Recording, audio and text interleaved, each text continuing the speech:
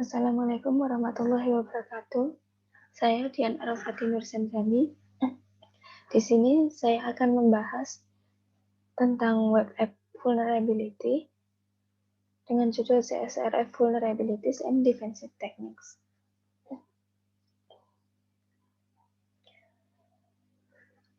Sebelumnya, web app itu apa sih?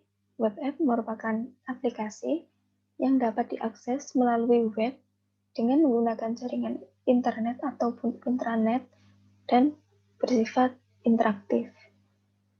Web app ini sangat banyak digunakan saat ini karena memudahkan aktivitas pengguna, seperti misalnya ada aplikasi e-commerce, pembelian tiket, kemudian m-banking, dan juga selain memudahkan aktivitas kita, web app ini juga ada yang sebagai hiburan dan juga sosial media, seperti misalnya Facebook, Twitter, YouTube, dan lain-lain. Nah, karena web app ini sangat banyak sekali saat ini dan banyak digunakan, web app menjadi salah satu target bagi para peretas. Banyak jenis serangan web app yang bisa membuat pengguna merasa tidak aman dan akan mengalami kerugian jika terkena serangan tersebut. Banyak sekali serangan-serangan terhadap web app, seperti misalnya injection, kemudian cross-site scripting, kemudian ada cross-site request forgery. Nah, saya akan membahas hal tersebut yaitu CSRF, cross-site request forgery, atau juga biasa ditulis XSRF. Nah, CSRF ini adalah serangan yang memaksa end user untuk menjalankan tindakan yang tidak diinginkan pada aplikasi web, di mana dia pada saat itu sudah terautentikasi. Serangan CSRF ini membutuhkan keuntungan dari fungsionalitas protokol HTTP untuk mengirim session cookie untuk setiap permintaan ke server saat autentikasi pengguna berhasil, yang membantu server untuk mengonfirmasi bahwa permintaan tersebut berasal dari pengguna yang telah terautentikasi. Nah, bagaimana cara kerjanya? Biasanya penyerang CSRF ini akan menyematkan URL di tag HTML suatu halaman web atau mengirimkan link ke email pengguna. Kemudian, penyerang akan membuat pengguna yang sudah terautentikasi tadi untuk menjalankan request ini. Request dari URL yang dikirimkan oleh penyerang. Sebagai pengguna browser yang sudah terautentikasi, secara otomatis akan mengirimkan session cookie dengan request dari penyerang tadi. Dan server akan menerima request tersebut dan akan mengeksekusinya. Contohnya, misalnya, ada seseorang yang ingin melakukan transfer ke orang lain menggunakan m-banking atau website bank, kemudian login menggunakan alamat email. Nah, selagi si korban itu aktif, nah, dia mendapatkan kiriman email dari penyerang, di mana email tersebut berisi hal yang menarik begitu bagi korban. Kemudian dia mengklik link atau gambar yang dikirimkan, maka akan melakukan request adalah form transfer dari bank pada tab yang satunya yang sudah terautentikasi. Dan secara tidak sadar, korban telah mentransfer sejumlah uang kepada penyerang. Nah, apa saja CSRF vulnerabilities atau kerentanan suatu web app yang bisa menyebabkan serangan CSRF ini. Yang pertama ada HTTP Handling Session Mechanism. Sejumlah situs web memerlukan autentikasi pengguna untuk mengaksesnya, yang merupakan persyaratan penting untuk menjalankan tugas khusus pengguna serta memberikan privasi untuk data dan informasi pengguna. Nah, untuk menyederhanakan ini, persyaratan protokol HTTP menyediakan fasilitas session dan cookie yang memungkinkan server web untuk membedakan permintaan yang datang dari pengguna yang berbeda. Nah, setelah pengguna terautentikasi, informasi session cookie ini didapatkan dan diteruskan dalam setiap permintaan dari server ke klien dan sebaliknya. Nah, setiap kali server mendapat permintaan yang memiliki session yang valid, nah, server akan menjalankan request tersebut tanpa menghiraukan dari mana request tersebut berasal. Nah, karenanya saat penyerang CSRF mengirimkan request yang dijalankan di server dengan sukses dan tidak ada seseorang dapat mendeteksi bahwa permintaan tersebut datang dari domain lain dan sebenarnya itu tidak valid. Nah, kemudian HTML text. Penyerang CSRF ini bisa menyematkan permintaan atau request yang ingin mereka jalankan dalam tag HTML karena serangan menjadi tidak terlihat dan saat memuat halaman maka request tersebut akan dijalankan. Ada begitu banyak tag HTML yang dapat mengirim permintaan ke server. Dan HTML tidak memeriksa properti sumber tag berisi URL yang valid ataupun tidak. Dan penyerang CSRF memanfaatkan kerentanan ini. Misalnya pada tag body, ini bisa saja disematkan URL yang untuk menyerang pengguna. Atau bisa juga pada tag image dan tag lain yang bisa disisipkan link oleh penyerang. Yang ketiga adalah opsi view source di browser. Penyerang dapat masuk sendiri ke situs web dan memeriksa keseluruhan fungsionalitasnya. Juga informasi tentang cara kerja form pada halaman web dapat dengan mudah tersedia dengan fasilitas yang disediakan oleh web browser menggunakan opsi view source yang akan menunjukkan semua informasi dari bidang yang ada di form validasi untuk setiap bidang dan dapat diakses dengan menggunakan file JavaScript dan lebih banyak informasi yang dapat dikumpulkan oleh penyerang. Jika aplikasi web menggunakan variabel session ekstra aktif setiap permintaan untuk melindungi aplikasi dari CSRF, dan jika informasi session disimpan di bidang tersembunyi, menggunakan opsi view source penyerang bisa mendapatkan logic yang digunakan untuk menghasilkan session field ini. Yang keempat adalah metode get dan post.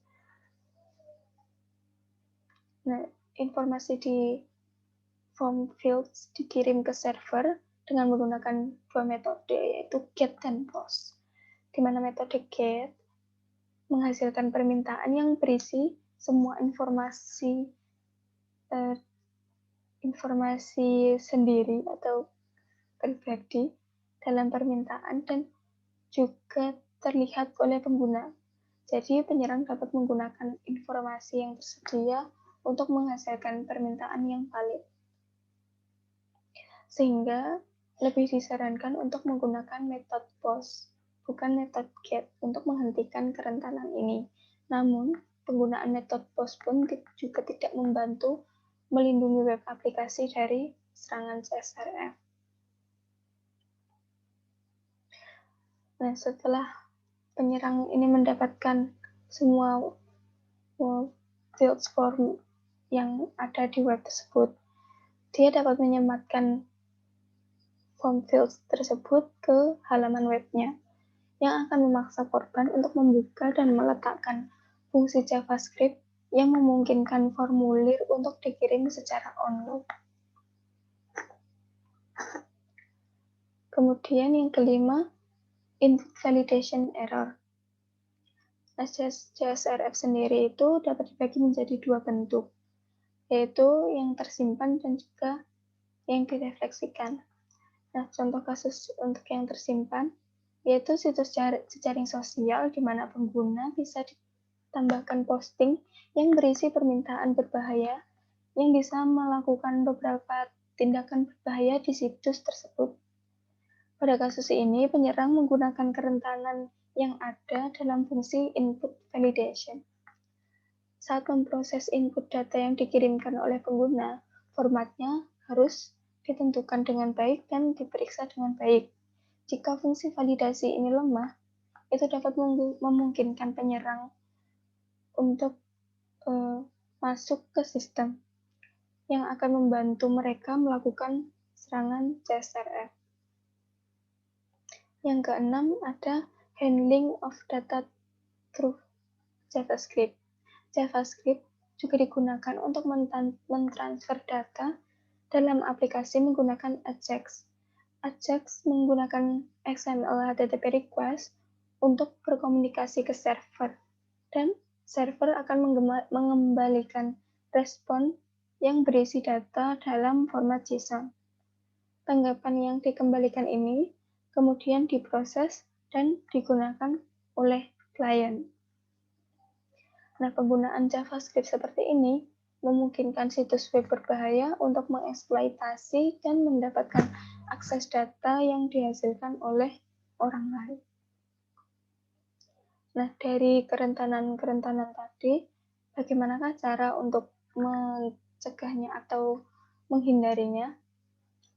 Dan ini ada defensive techniques-nya. Yang pertama ada check referrer header. HTTP request berisi parameter yang berbeda. Salah satunya parameter berisi URL situs tempat request berasal.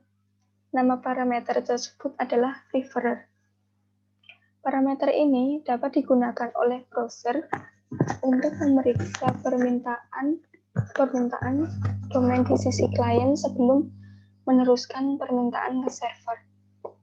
Jadi, web developer perlu memeriksa header referrer untuk melindungi aplikasi dari CSRF. Ini dapat diterapkan dalam kasus operasi penting seperti perubahan kata sandi, transfer, pembelian item, dan mengubah pengguna, dan lain-lain. Nah, ini hanya akan mengizinkan permintaan dari domain yang sama untuk bisa dieksekusi. Yang kedua, ada custom header. Custom header yang diawali dengan X- dikirim ke klien bersama dengan header HTTP default. Dan satu properti penting dari header ini adalah tidak boleh dikirim lintas domain. Dengan bantuan custom header ini dapat mengidentifikasi bahwa permintaan tersebut berasal dari domain yang sama. Seperti ini bentuknya. Dan di sini X-CSRF menyatakan bahwa permintaan tersebut terdiri dari header khusus, dan itu juga mengkonfirmasi bahwa permintaan tersebut berasal dari domain yang sama. sehingga browser tidak boleh meneruskan header khusus tersebut ke antar domain. Kemudian ada whitelist. Nah, ini berguna untuk website yang perlu lintas domain, sehingga tidak bisa menggunakan custom header. Nah, menggunakan tools yang mempertahankan whitelist situs web yang memiliki operasi lintas domain. Ini menerapkan ukuran pertahanan dari sisi klien yang menampilkan pratinjau kode HTML sebelum setiap halaman memuat dan mendeteksi potensi serangan CSRF.